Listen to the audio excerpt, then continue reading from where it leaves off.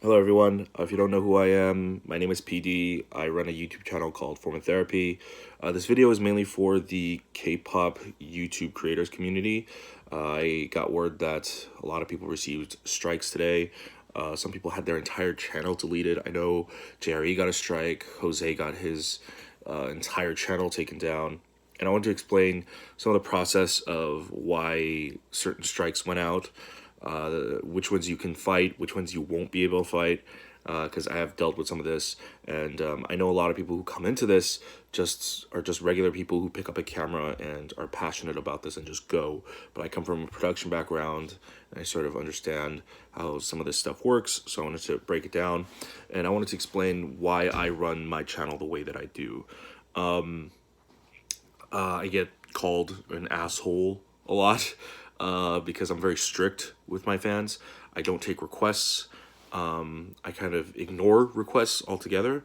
And this is a big reason why. I rarely react to live stages, very, very rarely. And when I do react to something live, it's usually that artist's showcase. And even then, I'm taking precautions right now. I have deleted every single live stage on my channel, even showcases, just to be safe, because it is not worth losing your entire channel just for a chance at a couple dollars per video, right? And that's the thing. I know it's tempting to react to live stages, and not just live stages. This is also regarding BTS Moments videos, crack videos, random compilations, etc. All of those, in general, like 80% of them are monetizable because there's no audio reference system for it to detect, and the YouTube Content ID system is more trained to detect American broadcasts. So you can get away with monetizing a lot of those non-mainstream K-pop videos. However, it's just not worth it for situations like this when ultimately CJ can come in and strike everybody, right? Now, there are some claims that some of these are fake, some of these are not. First of all, it's not worth it regardless. Just if it's a live thing, I suggest strongly, from my point of view, delete it, because even if these are fake CJ disputes or real CJ disputes, I've been hearing sides from that it's both. Some people are faking it, some people are doing it for real. And it's just not worth it, because when you react to a music video, the copyright of that belongs to the label.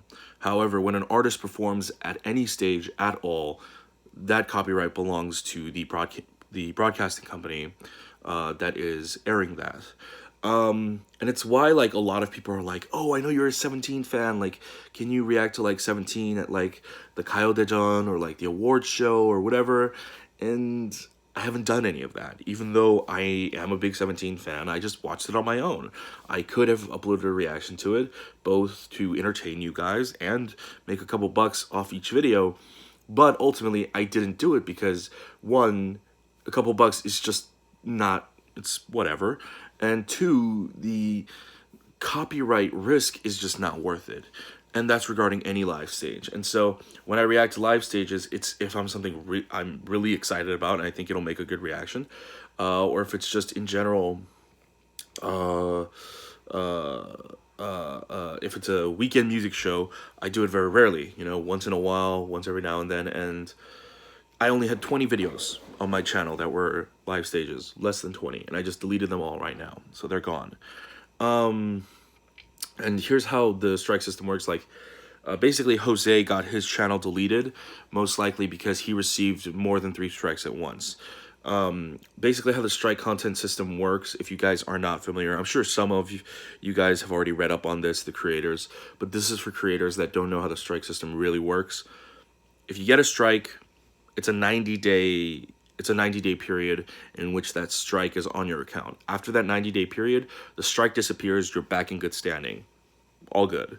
However, within that 90-day period, if you receive a second ban, they disable certain features on your channel. I believe one of them might be monetization and some other features as well. However, again, within that time span, if you get a third strike, then your channel gets deleted.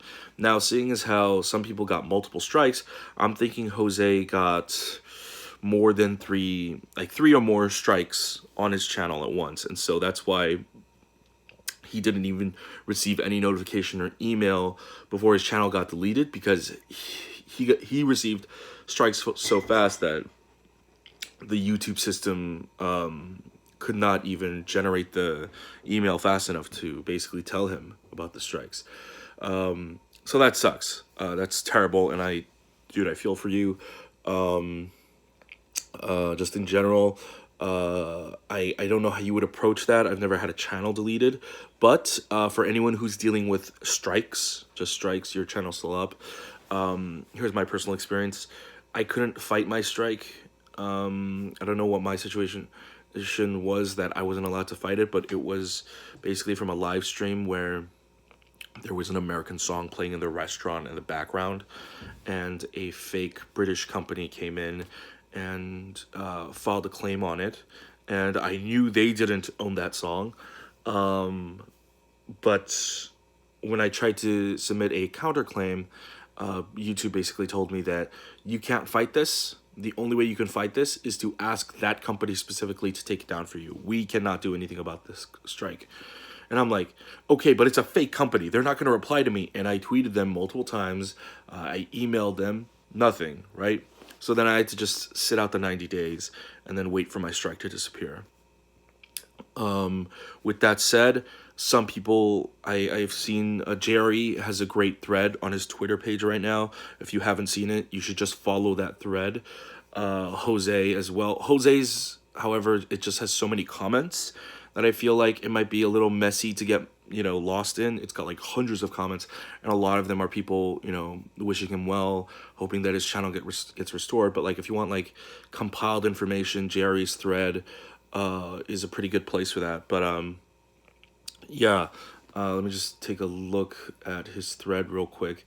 Let me see if there's anything else I can address. JRE. Alright, to the channels that got strikes. Okay, so yeah, CJENM. By the way, there are other artists under CJENM. The biggest is Haze. If you have a Haze reaction, take it down. Now I know that's a music video. It's not a live stage. The fact that CJENM is issuing these strikes, I think it's just better to be safe than sorry. I'm a huge fan of Haze, but yeah, I only have one Haze reaction, which is actually great for me. So I just deleted that.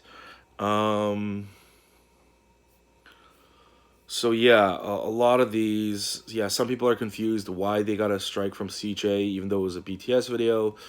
Again, like I said, they own the broadcasting rights because they performed on that show.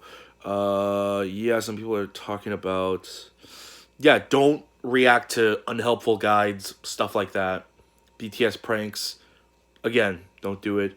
Oh, Peter Nowick got his channel deleted. Yeah, CJNM. Yeah, so this person, Ting Wen, Sunmi Heroine music video and live stage reaction. Don't do the live stage reaction part, just the music video. Yeah, okay, so this person seems to do live reactions in general. Red Velvet, Bad Boy, and V Live reaction, Kugudan, Ice Chi music video, and live stage reaction.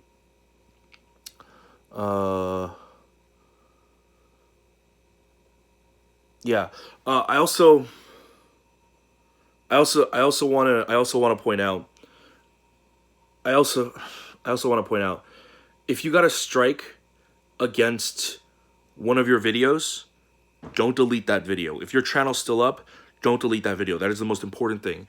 Dispute it immediately. You have a couple days to dispute it, or else that strike's staying permanent. Dispute it immediately. Wait for the results. If you delete the video that has a strike on it, first of all, deleting it will not change anything. If you delete the video, it's like getting rid of a receipt for a store. And if you want to return an item, you can't return it, right? And so it's basically evidence at that point. don't delete it until the strike is resolved, or they say we can't resolve your strike. Still keep it on your account for those 90 days. Keep it around, and then take care of it. Delete it. Also, when you're deleting videos, live stages, etc., stuff like that, again, don't unlist it, don't private it, don't demonetize it, don't turn off monetization. In the future, don't upload a live stage reaction and not turn the monetization on. That's not going to protect you. You're not receiving a copyright strike because you tried to monetize a video. You're receiving a copyright strike because you published a video without the owner's explicit permission. That is the grounds of which copyright works. So regardless, you're going to get struck no matter what, even if you don't monetize it. I saw a couple people who didn't even monetize it and they were confused. Yeah, that's not how that works. So just in general, let's just avoid live videos. You know, I mean, I've been saying this for a while. There are certain channels that just reacts to everything, but like beyond just music videos, and I didn't want to call them out on it. It felt inappropriate, and maybe I should have said something. But I was also under the mindset of, one, they'll have to learn on their own, and two, you know, they were doing something that made them happy, and I didn't want to interrupt that. So yeah, just this is all for future reference to help you guys out if you are someone who is even considering getting into this. I mean, I just quit my day job to do YouTube full time, and believe me, I have taken many precautions to try to make this as safe as possible, and even then it's not. And that's why I'm expanding my channel into other things so that I can continue to generate money. And you know what, maybe we'll move K-pop reactions off of YouTube entirely, and then we could host it on our own website so that we never have to worry about this kind of shit. But yeah, that's it for now. If anyone has any questions, especially if you're a YouTube creator, go ahead and message me on Twitter. At me on Twitter. My DMs are closed. At me on Twitter. It's at Form of Therapy. So yeah, sorry for whoever's channel is in peril right now. Let's just let's stay safe. Let's be smart, and let's make meaningful content. Bye, guys.